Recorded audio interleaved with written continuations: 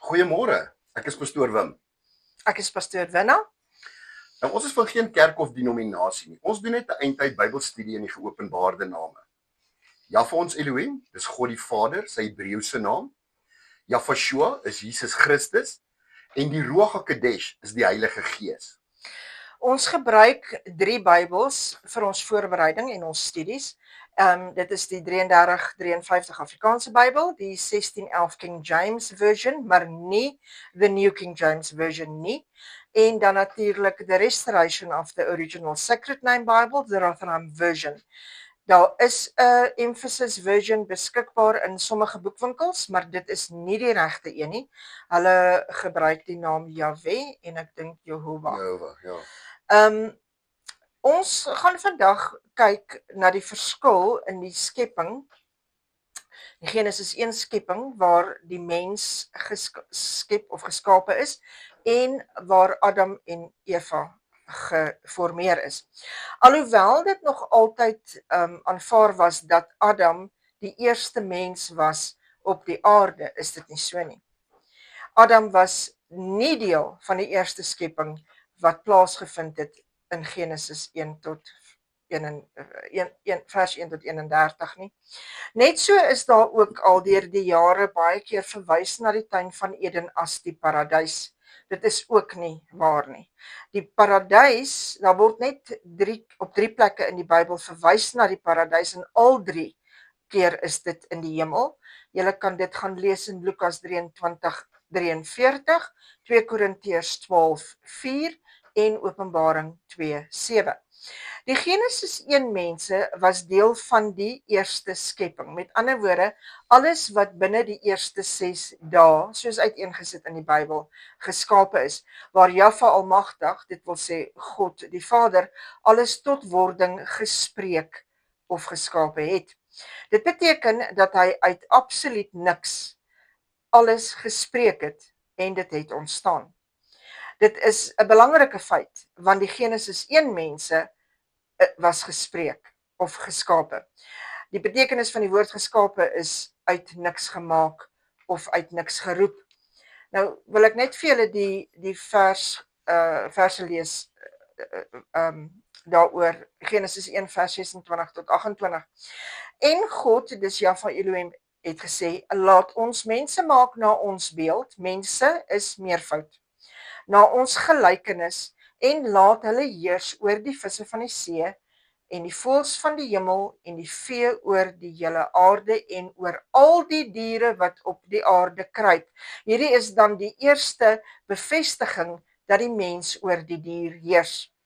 Die mens en die dier is nie gelyke wesens nie. Vers 27.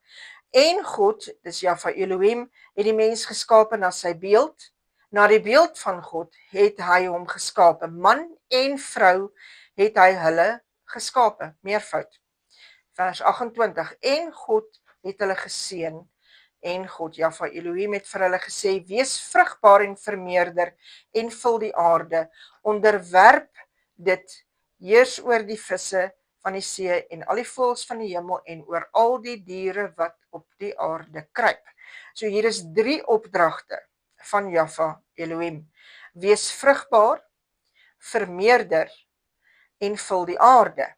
Met ander woorde, hierdie mense het die natuurlike drange wat hulle van Jahwe Elohim ontvang het, verstaan en gebruik om te vermeerder op die aarde. En dit is die verskil tussen hulle en Adam en Eva. Adam en Eva het nooit so 'n opdrag ontvang nie. Inteendeel, hulle was heeltemal naak, heeltemal kaal en hulle het nie geweet dat dit onnatuurlik was nie. En omdat die Genesis 1 mense nie die ewig lewende asem ontvang het nie, het hulle nie gewetens gehad nie. Met ander woorde, hulle kon nie onderskei tussen reg en verkeerd nie. En dit is wat die woord sê, is die Ruach HaKodesh vul ons met wysheid en met insig. Ja. Hulle het dit nie gehad nie. Hulle het mekaar, hulle was net gewetenloos. Ja. Ek wil amper sê hulle was soos diere. Ek dink dit was so gewees. Ja. Nou, ons het nou gesien dat alles wat in Genesis 1 geskep is of gespreek is deur Jahwe ons Elohim, dit wil sê God die Vader. Niks van dit wat hier geskape is met sy hande gemaak nie. Dis gespreek, mense. Ons weet egter nie hoeveel tyd verloop het tussen Genesis 1 en Genesis 2 nie. Want ons lees in Genesis 2 vers 1, kom ons lees wat daar geskrywe staan. So is dan voltooi die hemel en die aarde met hulle ganse leermag. Nou wat vir ons sê dat alles voltooi was, soos wat Jahwe ons Elohim, dit wil sê die Here, dit van die begin af beplan het. Vers 2. En God het op die 7de dag sy werk voltooi, wat hy gemaak het, en op die 7de dag gerus van al sy werke wat hy gemaak het. Nou ek wil in 'n volgende geleentheid net met die mense ook bespreek, as jy met my saamstem. Hoekom het God gerus? Ja, want hy is nie 'n mens dat Hy hy is nie kan 'n moeg mens, word. hy kan nie moeg word nie. Ja. En ons almal het gedink, hy het moeg geword. Ja. Ek as kind het gedink hy het moeg geword. Ja. Hy het nie gemoeg geword nie. So ons sal in 'n volgende geleentheid sal ons met die mense bespreek, hoekom het hy gerus? En dit sal nogal redelik interessant wees, nê? Nee. Ja. Nou, Jahwe ons Elohim, dit wil sê God Almagtig, die Vader, verklaar nou hier dat alles hy alles voltooi het en dat hy geskape het wat hy wou. Kom ons lees vers 3. En God het die 7de dag geseën en dit geheilig, omdat hy daarop gerus het van al sy werke wat God geskape het deur dit te maak. Vers 4. Dit is die geskiedenis van die hemel en die aarde toe hulle geskape is. Die dag toe die Here, dis Jahwe ons Elohim, die aarde en die hemel gemaak het. Vers 5. Die sinnetjie lees aan 1. Toe hy die hemel en die aarde gemaak het, was daar nog geen struike in die veld en op die aarde nie, en geen plante van die veld het nog uitgesprei nie. Want die Here, God, met ander woorde, Jahwe ons Elohim, het nog nie reën op die aarde laat neerdal nie. En daar was nog geen mense om die grond te verwerk nie. Nou die vraag is waar? Daar waar Jahwe ons Elohim, met ander woorde God die Vader, beplan het om die mense te maak en om vir die mense die tuin te plant. Mense soos in Adam en Eva. Ja, die mense soos Adam en Eva. Vers 6. Maar 'n mis uit opgetrek het uit die aarde en die hele aardbodem bevochtig. Met ander woorde, daar was geen reën nie. Met die mis het hy die aarde benat. En in die 2020 Bybel sê hy ja, daar was 'n ondergrondse stroom water wat nie so is nie. Dit is die wonderwerk van hierdie gedeelte is dat die ondergrondse vog het opgetrek om die plante te nat te maak nog voordat dit begin reën het. En toe Jahwe Elohim vir Adam gemaak het en die tuin van Eden gemaak het, toe dit weggeval. Ja. So met ander woorde, dit was dou gewees. Ja. En hulle kom met strome water wat uitgesprei het in die 2020 vertaling. Dis 'n vals Bybel, mense, moet hom nie koop nie. Hou by die 33-53 vertaling. Kom ons lees verder. Genesis 1 vers 31. Toe sien God alles wat hy gemaak het en dit was baie goed. En dit was aand en dit was môre, die 6de dag. Nou, ons weet ook nie hoeveel duisende jare of selfs miljoene jare verloop het nie. Nou, 'n ding wat, as jy kyk na die wetenskaplikes wat vir jou vandag ook sê van die aarde bestaan miljoene jare. Ons debatteer dit nie. Glad nie. Want die skepping was daar nie tyd gewees nie. Dit is soos wat ons verlede week gesê het, daar's nie grenslyne nie. Niks nie. En dit is hoekom dit selfs die grootste wetenskaplikes erken, daar moes 'n skepper gewees het. Dit kan nie van self gebeur het want nie. dit is net te ingewikkeld. Ja, dit is my ook altyd so interessant, want miljoene jare, Ja. daar was nie tyd nie, daar is nou tyd, want Ja. ons is vlees, en Want- daai was gees, Ja, die tyd het ontstaan as Ja. gevolg van die sonneval. die sonvloed, ja. Genesis 1 vers 31, die 6de dag, en Genesis 2 vers 3, wat die 7de dag of die rusdag was, en Genesis 2 vers 7, waar hy die mens geformeer of gevorm het. Nou, hoekom kan ons die tyd nie bepaal nie? Want tyd het nie bestaan voor die sondeval, soos wat ek en jy nou bespreek het nie, van Adam en Eva af nie. Dit is ook moontlik dat daar waar in Genesis 1 gesê word, en dit was aand en dit was môre, die eerste dag, ook selfs 1000 of selfs miljoene jare kon verloop het. So eenvoudig soos dit. So ook tussen die 2de en die 3de dag, toe hy die 7de dag, Tot by die 7de. tot by die 7de dag, ja, ekskuus. In Genesis 2 vers 7 lees ons, en God het die mens geformeer uit die stof van die aarde en in sy neus die asem van die lewe geblaas. So het die mens 'n lewende siel geword. Jahwe ons Elohim, dit wil sê God die Vader, maak 'n spesifieke mens met sy eie hande. Hy formeer met sy eie hande. Hier is dan nou die verskil tussen die Genesis 1 en Genesis 2 mense. Adam was die eerste mens wat nie gespreek was nie, wat met die hande gemaak was en wat die lewende asem van Jahwe ons Elohim, the breath of Jahwe, dit wil sê God die Vader, ontvang het. Nou, hoekom is die asem van die lewe so belangrik? Ons lees ook in Genesis 1 vers 2. En die aarde was woes en leeg. Die duisternis was op die wêreld vloed. En die gees van God, dis Jahwe ons Elohim, het gesweef op die waters. Met ander woorde, Jahwe ons Elohim, dis nou God die Vader, wie gees is, en wie se gees heilig is, het sy asem, met ander woorde, God, Jahwe ons Elohim se asem, wat ook heilig en ewig lewend is, in Adam geblaas. En van Adam af word elke mens gebore met Jahwe ons Elohim, God die Vader, sy heilige gees, die Ruach HaKodesh. En die naam van die gees is, soos ek gesê het, die Ruach HaKodesh. Genesis 2 vers 8. Ook het die Here, God, met ander woorde, Jahwe ons Elohim, 'n tuin geplant in Eden, in die ooste, en daaraan die mens wat hy geformeer het, 'n plek gegee. Die tuin van Eden word nadat Adam geformeer is gemaak, en ons sien dat Adam afgesonder is van die Genesis 1 mense. Hy was nie deel van hulle gewees nie. Vraag is hoekom? Omdat Jahwe ons Elohim, dit wil sê God die Vader, sy plan van die begin af was om vir Adam alleen in die tuin van Eden te plaas. Hy het hom alleen daar geplaas. Adam was dus heeltemal anders en baie spesiaal, want hy was perfek en uniek. Genesis 2 vers 15, kom ons lees. Toe het God, Jahwe ons Elohim, die mens geneem en hom in die tuin van Eden gestel om dit te bewerk en te bewaar.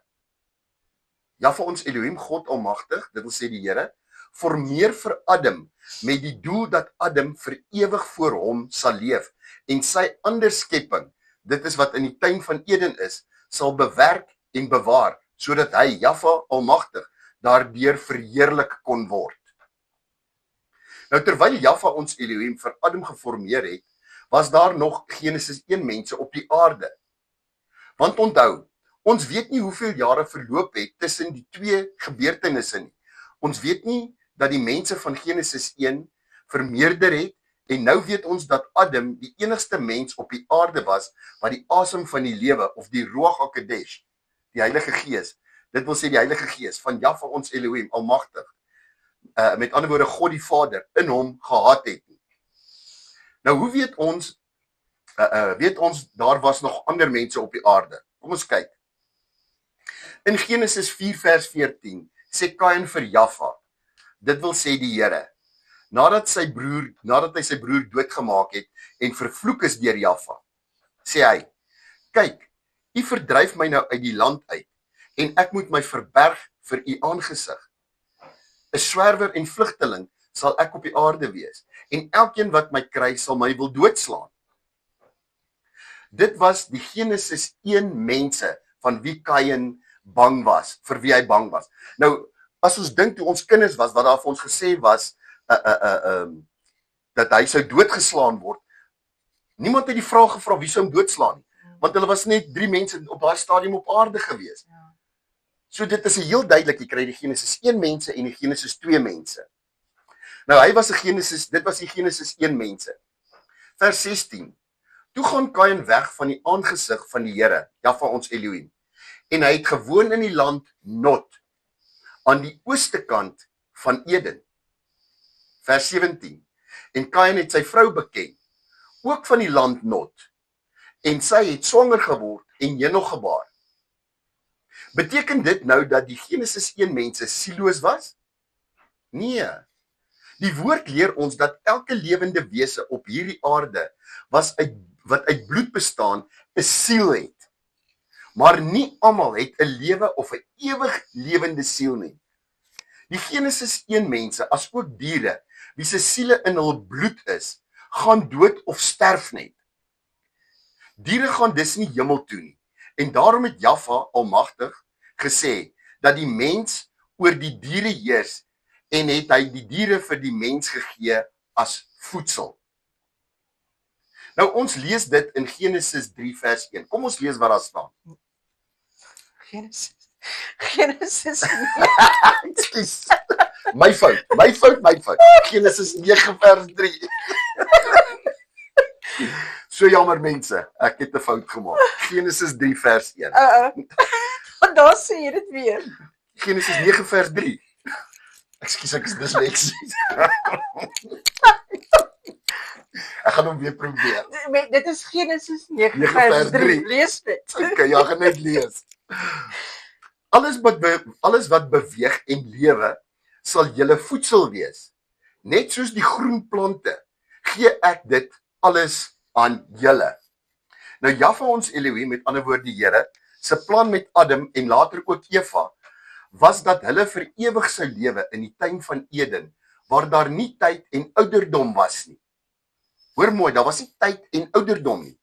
En dit was nie moontlik vir die Genesis 1 mense, hulle was nie moontlik vir hulle nie, want daar het een van 3 dinge met hulle gebeur. Kom ons kyk wat het met hulle gebeur. Hulle het mekaar vermoor, want hulle het geen gewete gehad nie. Hulle was gewelddadige mense. Hulle het geen gewete gehad nie, hulle was soos diere. Hulle het gesterf van ouderdom, of hulle het omgekom in die sondvloed, daar by Noag se kant, het hulle omgekom in die sondvloed. So, ja. Ons gaan nou weer kyk na die veranderinge wat gemaak is in die 2020 Bybel, maar toe ek dit gaan vergelyk met die 1983 Bybel, toe sien ek dit stem baie ooreen met die veranderinge wat reeds in 1983 gemaak is. Ek gaan net Genesis 2 vers 7 lees. Ek gaan eers 33, dan 83 en dan die 2020 vers lees. En die Here God, Jahwe Elohim, het die mens geformeer uit die stof van die aarde en in sy neus die asem van die lewe geblaas.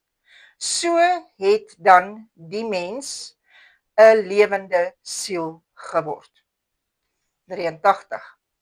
Die Here God het toe die mens gevorm uit stof van die aarde en lewensasem in sy neus geblaas, sodat die mens 'n lewende wese geword het. 2020. En die Here God het die Here God die mens met stof uit die grond gevorm en in sy neus die asem van lewe geblaas. So het die mens 'n lewende wese geword. Asem van die lewe word lewensasem en asem van lewe.